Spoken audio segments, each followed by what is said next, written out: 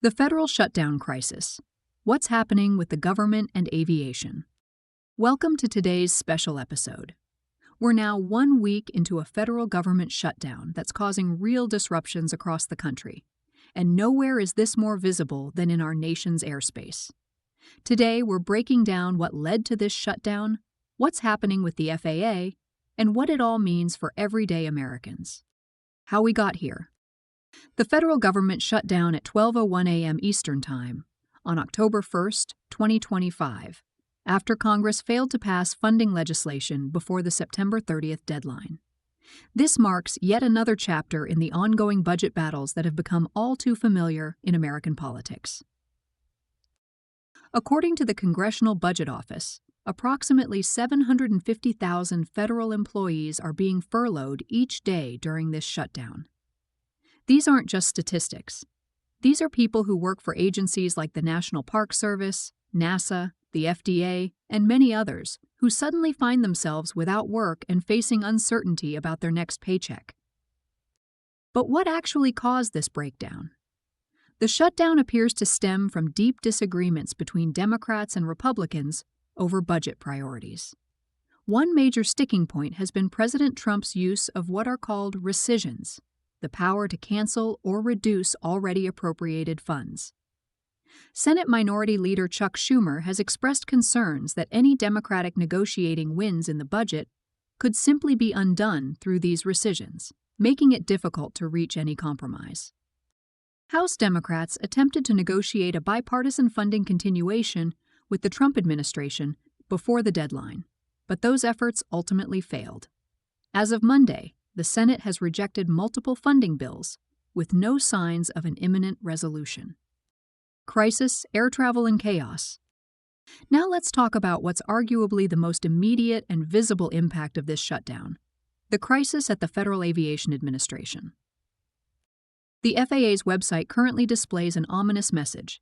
Due to a lapse in funding, the FAA will have limited communications but will send any significant safety messaging.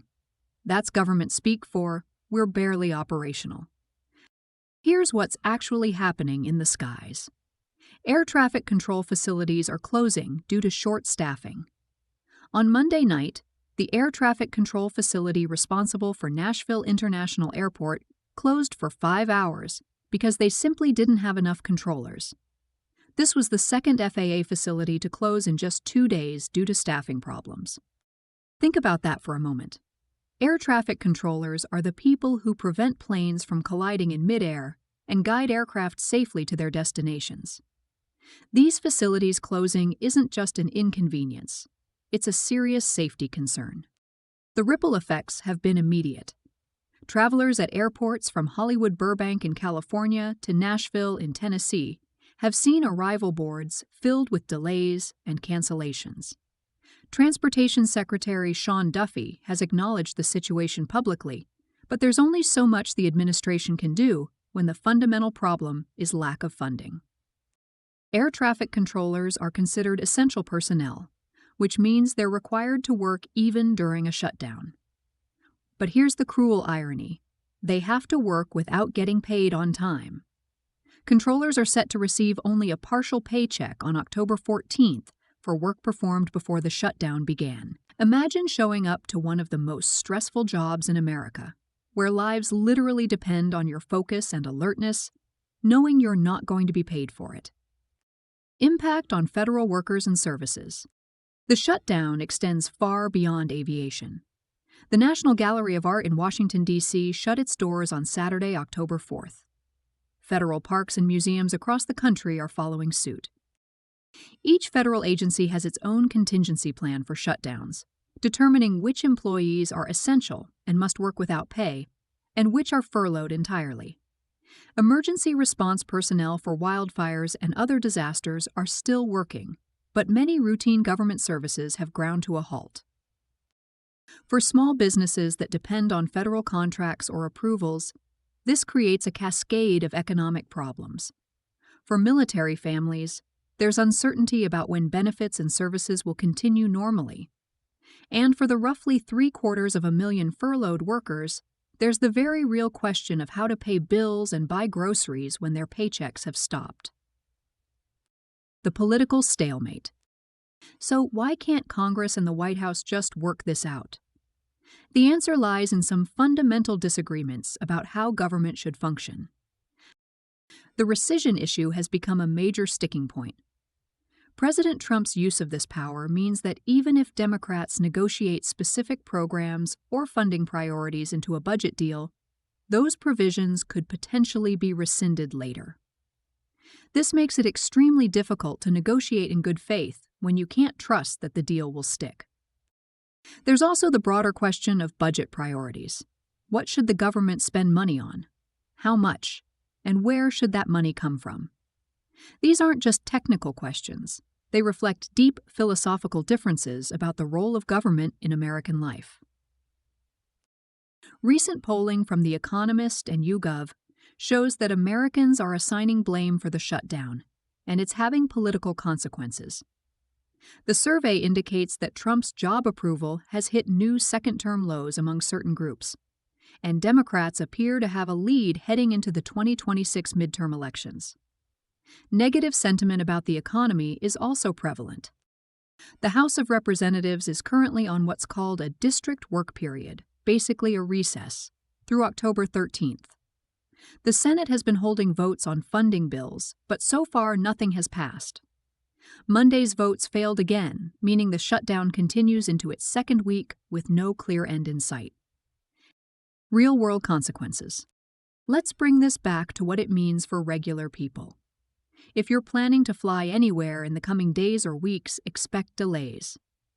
The FAA's staffing problems aren't going to resolve themselves overnight, even if funding is restored tomorrow. If you work for the federal government, or a contractor that depends on federal spending, you're facing real financial hardship. While federal workers typically receive back pay after shutdowns end, that doesn't help you pay your rent or mortgage today.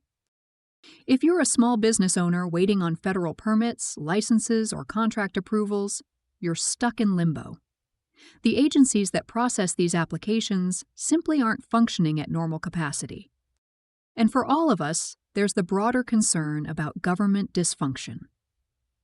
When our elected representatives can't perform the basic function of keeping the government funded and operational, it raises serious questions about the health of our democratic institutions. What happens next? The truth is, nobody knows for certain how long this will last. Previous shutdowns have ranged from a few days to over a month. The longest government shutdown in U.S. history was 35 days, from December 2018 to January 2019. What we do know is that eventually the political pressure becomes too great to sustain. As more Americans feel the direct impact of shutdown, through flight delays, closed national parks, delayed tax refunds, or whatever services they depend on, politicians face increasing pressure from their constituents to resolve the impasse. The question is whether that pressure will be enough to bridge the fundamental policy disagreements that caused this shutdown in the first place. Transportation Secretary Duffy and other administration officials are making the case for why funding needs to be restored. Opposition leaders in Congress are arguing for their priorities. And somewhere in between, there needs to be a compromise. The bigger picture. This shutdown is happening against a broader backdrop of American political polarization. We've seen an increasing number of government shutdowns over the past few decades, and they've generally been getting longer and more acrimonious. This isn't normal for a stable democracy, and it shouldn't be accepted as just how things work now. Other wealthy democracies don't regularly shut down their governments over budget disputes. They have mechanisms to continue functioning even during political disagreements. The fact that we keep ending up in these situations suggests there's something structurally wrong with how we're approaching governance. Conclusion.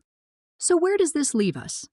1 week into a shutdown, with air traffic control facilities closing, 750,000 federal workers furloughed or working without pay, and no clear resolution in sight. For the FAA specifically, Secretary Duffy has deployed a new Notice to Airmen system to provide critical alerts about airspace changes, and the agency is prioritizing safety messaging even with limited communications. but Band-Aids can't fix structural problems. What we need is for our elected representatives to remember that governing means making compromises, even when it's politically difficult. The consequences of failure aren't abstract. They're flight delays in Nashville, unpaid air traffic controllers, closed national galleries, and uncertainty for millions of Americans. As citizens, we have a role to play too. We need to hold our representatives accountable, not just for standing firm on principles, but for finding ways to govern effectively even when they disagree. Democracy requires both conviction and compromise. That's our show for today. Keep checking reliable news sources for updates on the shutdown. And if you have travel plans in the coming days, make sure to check your flight status early and often. Thanks for listening, and we'll be back with more updates as this situation develops.